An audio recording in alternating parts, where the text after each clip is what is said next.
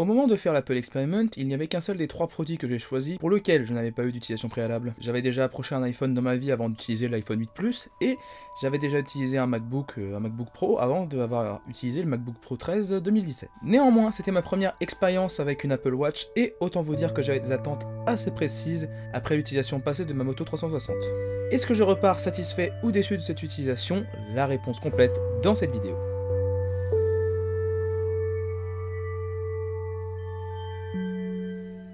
J'avais un a priori négatif sur le design carré de l'Apple Watch et je dois vous dire qu'on s'y habitue finalement bien vite. Certes, je préfère toujours autant le design avec l'écran rond de ma Moto 360, mais toutes les interactions quotidiennes que vous allez avoir avec l'Apple Watch ne sont absolument pas désagréables. Sur les deux boutons que nous avons à droite, la couronne se révèle très pratique pour toutes les actions de défilement ou d'agrandissement qui seront proposées dans les applications ou dans le lanceur. Par contre, autant vous dire que le deuxième bouton ne sert quasiment à rien et que les seules fois où j'ai eu à l'utiliser pour faire mes tests, c'était au moment où j'éteignais la montre, ce qui en théorie n'est pas quelque chose que l'on fait souvent, donc autant vous dire que ce deuxième bouton ne vous servira pas à grand chose. Il sert aussi à pouvoir accéder aux applications récemment utilisées, mais sur une montre connectée je ne vois absolument pas l'intérêt, donc personnellement je l'ai très peu utilisé. Un appui long sur la couronne vous permet de pouvoir activer Siri, assistant vocal que vous pouvez également activer en disant « Dis Siri », ce qui vous prouve que vous n'êtes absolument pas du tout écouté par Apple en permanence. « Dis Siri ».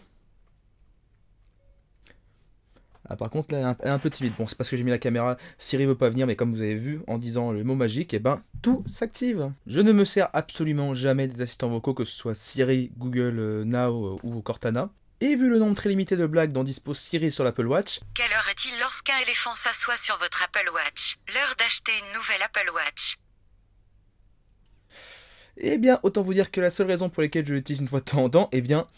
n'est même pas valable pour ce cas-là, donc autant vous dire que Siri je n'utilise jamais. Peut-être ai-je tort, mais en tout cas je n'ai pas l'utilisation et je me dis que dès que j'ai besoin d'écrire quelque chose, par exemple je préfère écrire avec mes mains, et si je dois écrire pendant que je suis en train de faire autre chose, en train de conduire, et ben c'est que je me trompe d'usage et que je n'ai pas à utiliser un assistant vocal en même temps que je conduis par exemple. Faire deux choses en même temps c'est pas quelque chose qui est viable. Bref, autant vous dire qu'avec moi, Siri a largement eu le temps de dormir pendant ces 2 ans d'utilisation, désutilisation, réutilisation, parce que je ne l'ai quasiment jamais utilisé. C'est l'histoire de 2 Apple Watch qui entrent dans un barré. Zut, j'ai oublié la fin. Le bracelet sport par défaut sur l'Apple Watch n'a pas été remplacé lors de cette utilisation, et à défaut d'être très esthétiquement plaisant, il a au moins le mérite de pouvoir résister à toutes les petites épreuves de la vie sans aucune difficulté. Dans mon usage, je pense que c'était la meilleure solution que de garder ce bracelet standard, parce que je ne vais pas suffisamment en soirée pour pouvoir justifier l'achat d'un beau bracelet, et je suis trop souvent dans les gymnases pour pouvoir justifier le fait d'avoir un bracelet milanais ou un bracelet en je ne sais quelle texture plus glorieuse à mon poignet. La qualité de l'écran OLED de l'Apple Watch est vraiment très appréciable et largement suffisant pour ce qu'on peut faire dessus. Et le fait que la luminosité s'ajuste automatiquement, quelle que soit, on va dire, la luminosité ambiante naturelle, et ben c'est quelque chose de très appréciable pour quelqu'un qui, comme moi, vient des Mi Band de Xiaomi et qui, jusqu'au Mi Band 4, a vu tout simplement son Mi Band à luminosité quasiment constante et ne pouvait pas la changer, ce qui fait que des fois on ne voyait pas ce qui se passait en plein soleil. Au niveau colorimétrique, j'ai pu remarquer que l'iPhone avait des couleurs bien plus contrastées, mais il faut se rappeler que ce sont 2 appareils différents avec 2 usages différents, et comme usage de montre avec ses fonctionnalités supplémentaires, les contrastes et la luminosité maximale de cette montre sont tout à fait satisfaisants. D'ailleurs, quand j'ai eu l'occasion de l'utiliser en plein soleil cet été, eh ben, je n'ai eu absolument aucun souci à voir ce qui se passait sur ma montre quand j'avais besoin de la consulter pour l'heure ou pour autre chose. Néanmoins, pour 400 €, j'aurais vraiment apprécié avoir un écran qui soit plus solide, parce que très rapidement après le début de l'utilisation, j'ai commencé à voir des micro-rayures qui sont commencés à s'installer sur la vitre, et aussi une rayure bien plus profonde qui n'a pas d'origine connue, parce qu'en fait j'ai remarqué cette rayure en revenant d'une journée classique, je n'ai pas fait attention à quel moment j'aurais pu frotter la montre à un quelconque endroit ou me faire bousculer par je ne sais quelle chose. C'est clairement quelque chose de très décevant quand, comme moi, on a payé sa montre 400 €. J'espère qu'Apple a fait quelques efforts là-dessus sur les versions suivantes, mais honnêtement, j'en doute fortement, parce que l'Apple Watch, même si maintenant les dernières versions ont moins de bords, il n'y a pas l'air d'avoir eu de gros changements de design, donc je pense pas qu'il y ait eu de la R&D qui ont été balancés dans la protection d'écran. Ou du moins pas en quantité suffisante pour vous dire qu'on a eu un nouvel écran avec je ne sais quelle technologie anti-rayures. Je ne développerai pas ce point plus là-dessus, mais un YouTuber comme Jerry Rig Everything avait montré que l'écran saphir de l'Apple Watch était clairement pas aussi solide qu'un véritable écran saphir. Donc voilà, Apple a cherché le marketing comme très souvent par-dessus à dire la réalité. Et bien ça se ressent, et je vous confirme que les micro-rayures arrivent assez rapidement et que les rayures peuvent arriver. Le lanceur d'application en forme de nuage est plutôt bien pensé quand on l'utilise un petit peu. Il permet de pouvoir mettre un maximum d'applications sur une seule page et la navigation fonctionne très bien. Sachant qu'en plus la couronne vous sert en permanence de bouton Home pour atteindre cet écran nuage d'applications et en la faisant rouler vous permet de pouvoir zoomer sur le nuage pour avoir moins d'applications en page et pour pouvoir plus facilement cliquer dessus pour l'ouvrir. C'est plus original qu'un menu défilant, même si l'Apple Watch et WatchOS proposent un menu défilant en menu secondaire si vous voulez changer d'esthétique de lanceur d'application. C'est aussi plus joli graphiquement que le menu déroulant sur fond blanc qu'il y avait sur ma Moto 360 à l'époque où j'utilisais cette montre Android Wear. Donc autant vous dire qu'au final je pense que c'est une solution qui est plutôt bien pensée pour pouvoir avoir un maximum d'applications sur une seule page, tout en répondant à un problème évident de taille d'écran par rapport à la quantité d'informations que l'on veut mettre dessus.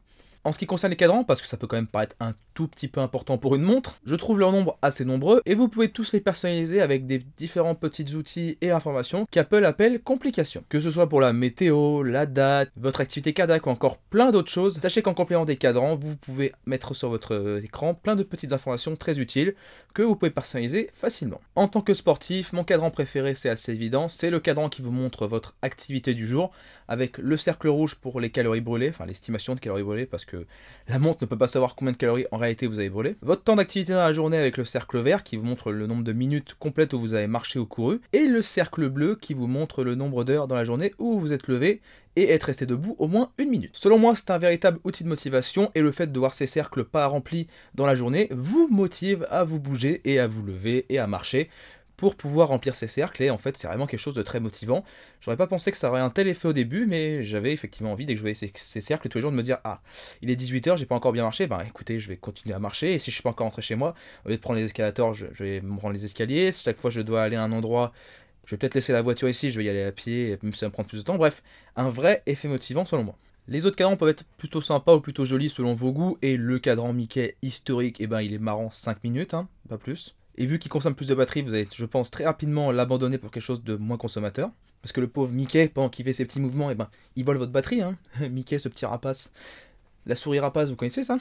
Autant dire que pour moi, le choix est vite fait. Le cadran activité est le plus pratique et le plus fonctionnel. Avec ses 2 espaces en haut de petite taille pour les complications et son espace sur toute la largeur de l'écran en bas pour 3 complications au total. On regrettera néanmoins l'impossibilité pour les acteurs tiers de proposer de nouveaux cadrans en complément de ceux proposés par Apple de base. On ressent une fois de plus le côté fermé des OS de la marque à la pomme croquée. Néanmoins, les développeurs d'applications peuvent développer des complications qui viendront s'ajouter aux complications basiques, donc la date, la météo, ou votre activité cardiaque par exemple. Et quelque chose que je trouve assez cocasse sur ma montre, c'est que dans les complications tierces, je retrouve la complication Xiaomi Home.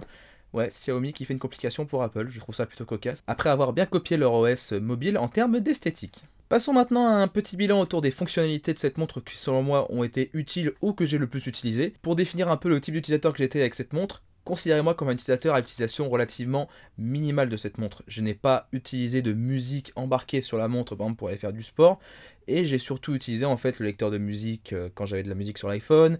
J'ai utilisé les fonctionnalités autour de l'horloge, donc le chronomètre, le minuteur, j'ai utilisé des fois Outlook par exemple pour aller sur les mails, bref, je n'ai pas eu on va dire une utilisation très extensive, mais j'ai cherché à reproduire l'utilisation qui me correspondait le mieux, étant donné que pour moi, une montre connectée, qu'elle soit d'Apple ou qu'elle soit de quelconque marque, cela reste un accessoire en complément de votre téléphone, non pas un appareil fonctionnant tout seul. D'où le choix que j'avais fait de ne pas prendre la version cellulaire, mais la version seulement GPS, parce que je ne voyais pas ce qu'elle allait m'apporter, une version plus chère avec une carte SIM dedans. Bref, dans les fonctionnalités que j'ai pu utiliser, je regrette qu'en permanence, dès que j'ai de la musique sur le téléphone, ce qui arrive souvent avec moi, le lecteur de musique s'affiche automatiquement en premier sur la montre et en fait il faut appuyer sur la couronne une fois pour pouvoir atteindre le cadran de la montre pour voir l'heure. Ce qui aurait pu être bien, c'est typiquement d'avoir une sorte de complication en plus pour pouvoir activer dès qu'il est disponible le lecteur de musique, et ce qui est bête c'est qu'en fait Apple a pensé à ça parce que une fois que vous avez cliqué sur la couronne pour revenir à l'horloge, et bien en fait une sorte de complication temporaire qui s'affiche entre les deux complications définitives en haut de l'écran s'affiche, et si vous cliquez dessus, et bien vous pouvez réaccéder à votre musique.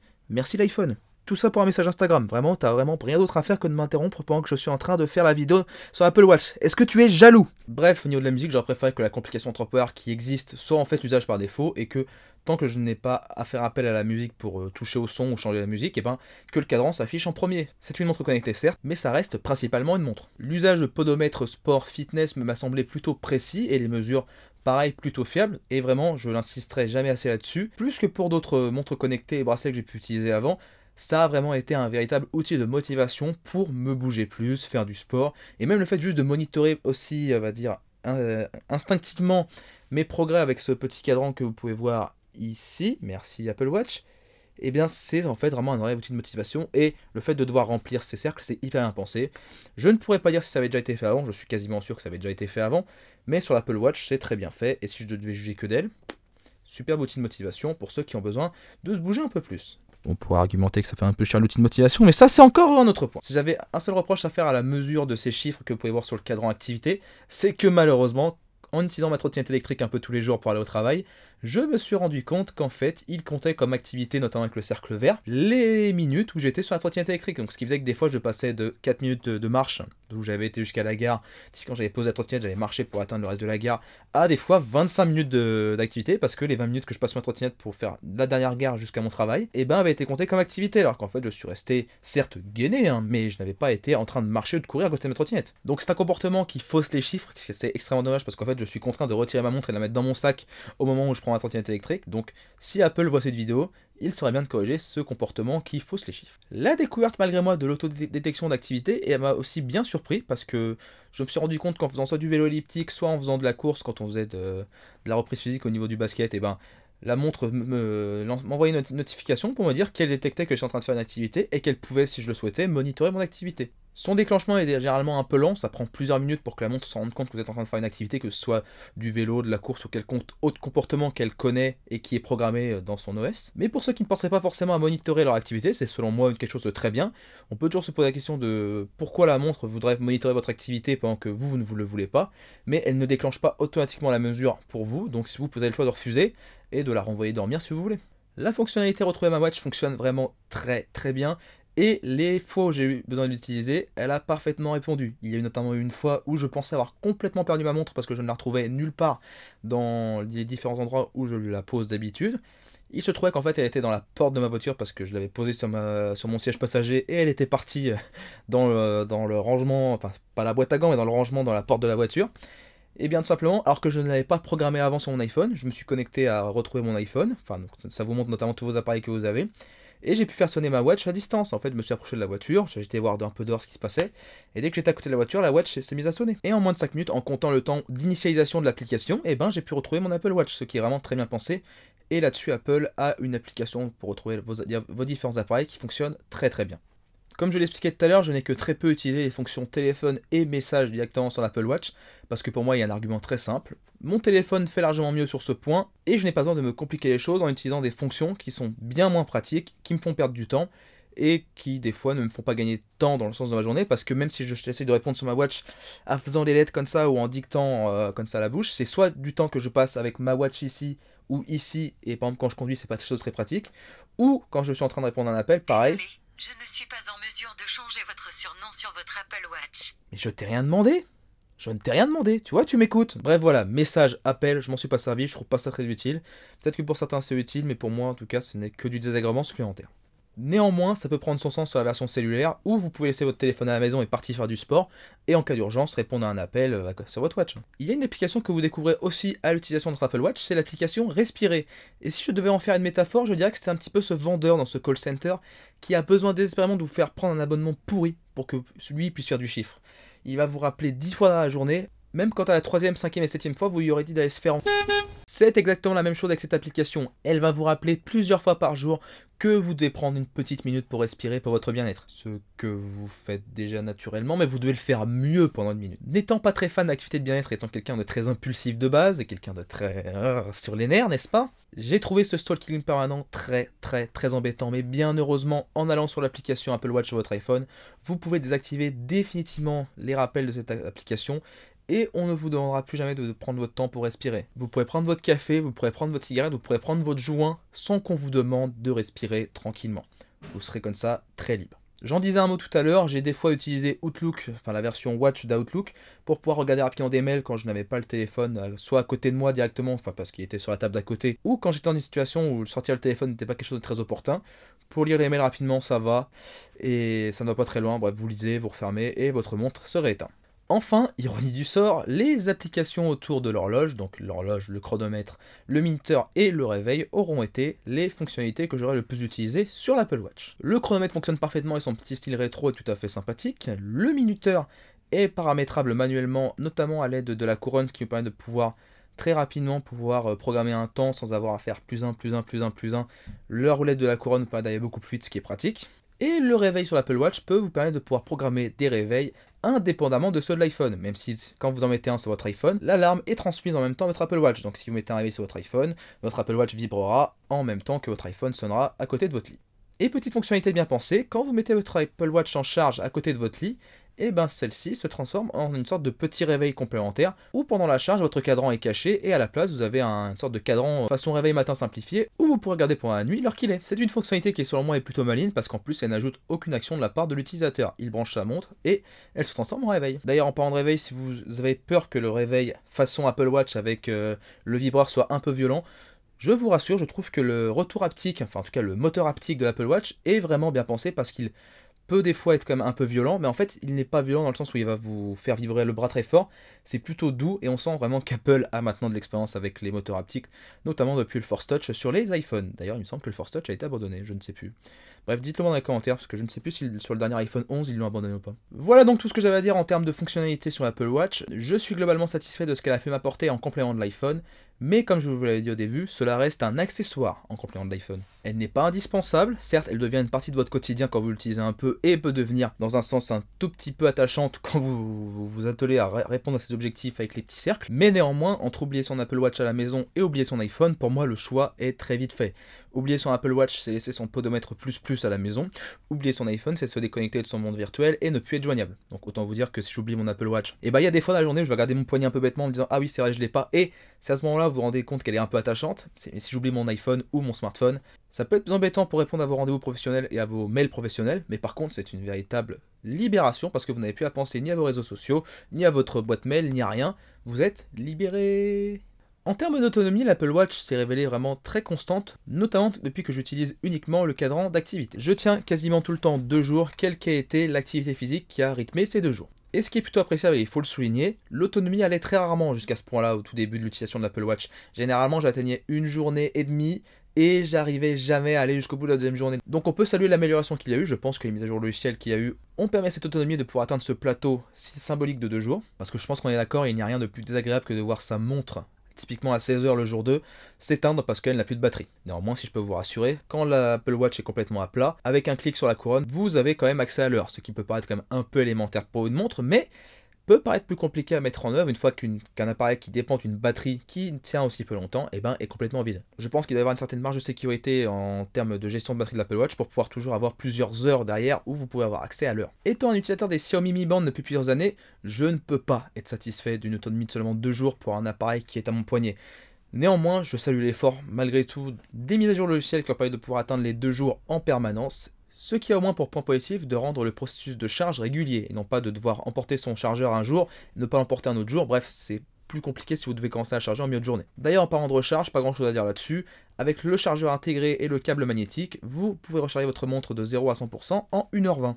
Je n'ai pas forcément de commentaires à faire là-dessus, je trouve que c'est un temps qui est plutôt décent, et généralement, comme vous la mettez à charger la nuit, que ce soit 1h20 ou 5h, il n'y a pas de grande différence. Je pourrais vous faire littéralement 20 minutes de vidéo en plus, juste pour vous parler de l'application Apple Watch, mais si vous êtes un utilisateur comme moi, vous vous rendrez compte que vous ne l'utiliserez que très peu, donc je vais passer très vite sur les fonctionnalités principales que vous pouvez retrouver dessus. Vous y gérerez principalement tous les paramètres des applications compatibles avec l'Apple Watch, les paramètres de l'Apple Watch en particulier, que ce soit les paramètres généraux, la luminosité, et tout ce qui va tourner autour du fonctionnement de l'Apple Watch régulier, les mises à jour système que vous devez faire avec 50% ou plus de batterie et le chargeur qui est branché, ce qui assure au moins que l'Apple Watch ne s'éteindra jamais quand vous ferez une mise à jour dessus, et la personnalisation de cadrans, sachant que tous les cadrans ne sont pas disponibles par défaut sur l'Apple Watch et qu'il faut aller dans l'application pour les envoyer de l'application Apple Watch à l'Apple Watch en elle-même. Néanmoins, le meilleur moyen selon moi de découvrir cette application, c'est de la fouiller de fond en comble, et c'est ce que je vous conseille si jamais vous achetez une Apple Watch.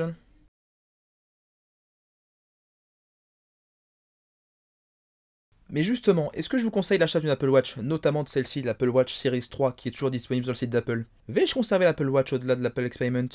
Eh bien, sachez que la réponse est complexe quand même. Oui, c'est indéniable, j'ai apprécié le temps que j'ai passé avec l'Apple Watch Series 3, et aujourd'hui vendu entre 229 et 259 € sur le site officiel d'Apple. Comparé aux 400 € que j'ai payé quand moi je l'ai acheté, c'est un prix bien plus raisonnable et un achat beaucoup moins dur à justifier. Même si en l'achetant aujourd'hui, fin 2019, début 2020, vous avez déjà perdu 2 ans de soutien logiciel. Donc je pense qu'elle n'aura que 2 à 3 ans de mise à jour logicielle chaque fois que vous l'achetez en 2020. Cela reste un accessoire et si vous n'avez aucune utilité d'une montre connectée, que ce soit pour l'utilisation fitness ou sport, ou même l'utilisation d'une montre, ne l'achetez pas, que ce soit l'Apple Watch Series 3 ou l'Apple Watch Series 5, vous allez y perdre votre argent. Ou même n'importe quelle montre connectée. Néanmoins, si elle vous intéresse en tant qu'accessoire pour du sport, eh ben ça peut être un achat qui peut valoir le coup. Mais c'est là où on touche un des problèmes majeurs avec n'importe quel Apple Watch, c'est la dépendance à l'iPhone. C'est ce point précis qui justifie que je vais devoir me séparer de mon Apple Watch après mon Apple Experiment, parce que je ne vais pas continuer à utiliser un iPhone au-delà. Comme vous savez, je change de téléphone un peu en permanence pour les tests, pour ce que j'ai envie d'utiliser tout simplement, et je n'ai pas envie d'être relié à un iPhone ad vitam aeternam. Et c'est selon moi un point qui est vraiment dommage, parce que vu l'état actuel du marché des montres connectées, Apple serait tellement gagnant à ouvrir l'Apple Watch au téléphone Android, car il n'y a quasiment aucun équivalent en face, que ce soit en termes d'OS, en termes de qualité, en termes de support d'application.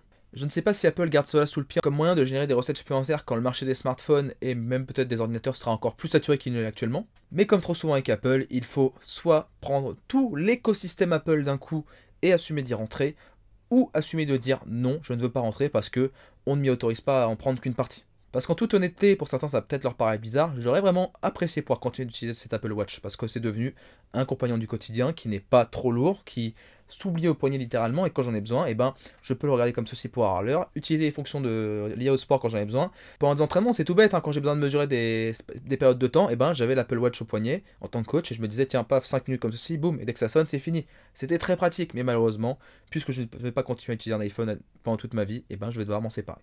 Le fait que je dise que je ne vais pas continuer avec un iPhone ne signifie pas que je n'ai pas apprécié mon temps avec l'iPhone 8 Plus. Nous aurons l'occasion d'en reparler lors d'une prochaine vidéo. Mais depuis que j'ai démarré cette chaîne, je n'ai utilisé aucun téléphone pendant de très longues périodes. Donc ce n'est pas avec un iPhone que ça va changer. Sachant qu'en plus l'iPhone 8 Plus a ses défauts. Bref, en résumé, si vous êtes le public cible de l'Apple Watch, que vous êtes intéressé et que vous avez déjà un iPhone, l'Apple Watch Series 3, même aujourd'hui en fin 2019 ou début 2020, est un achat qui peut se justifier pour ne pas avoir à payer beaucoup plus cher pour une Series 5. Sinon, elle vous sera complètement inutile si vous n'êtes pas le public cible. Et si vous essayez de la pairer avec votre Doogie Mix Plus S Max machin bidule, ça ne marchera pas. Enfin, je dis le Doogie machin bidule, avec n'importe quel téléphone Android, ça ne marchera pas. Il y a une dépendance à l'iPhone qui est incontournable. Donc voilà pour cette vidéo de conclusion de l'Apple Experiment en ce qui concerne l'Apple Watch Series 3 version GPS. J'espère que cette vidéo vous aura plu. En tout cas, j'ai essayé d'être un peu plus, on va dire, structuré dans mon écriture pour qu'elle soit un peu moins longue. J'espère qu'au montage ça se verra. À chaque fois je dis ça, à chaque fois la vidéo dure 40 minutes, donc je prie pour que cette fois-ci ce soit quelque chose de réel. Cette conclusion aura mis beaucoup de temps à venir, mais malheureusement je ne peux pas, on va dire, moduler mon calendrier dans tous les sens. J'aurais préféré faire ça au bout d'un an qu'au bout de 2 ans, parce que recommander l'achat de produits au bout de 2 ans, ça peut être quelque chose de pas très évident, mais en tout cas, je peux vous dire que, malgré tout, j'ai apprécié ce moment avec cet Apple Watch. Si cette vidéo vous a plu et que vous attendez désespérément les futures conclusions des autres appareils pour l'Apple Experiment, n'hésitez pas à mettre un gros pouce bleu. Vu que cette vidéo, je vais vous mettre tout de suite les graphiques à l'écran, est toujours l'une des vidéos les plus vues, oui, les plus vues en permanence sur ma chaîne, parce que c'est celle qui génère le plus de vues depuis même des mois, alors je ne comprends pas pourquoi les gens continuent à regarder une vidéo qu'à 2 ans. N'hésitez pas à la partager pour que les plus de 18 000 personnes qui ont vu cette vidéo puissent voir la conclusion et puissent comprendre que entre le ton très décalé du début et le ton beaucoup plus sérieux de la fin, il y a une différence, il y a un homme qui a réfléchi entre deux. Et sur ce, j'ai plus grand chose à rajouter. Je vous dis tout simplement à très bientôt pour une future vidéo ou pour une future conclusion de l'Apple Experiment. Allez, salut!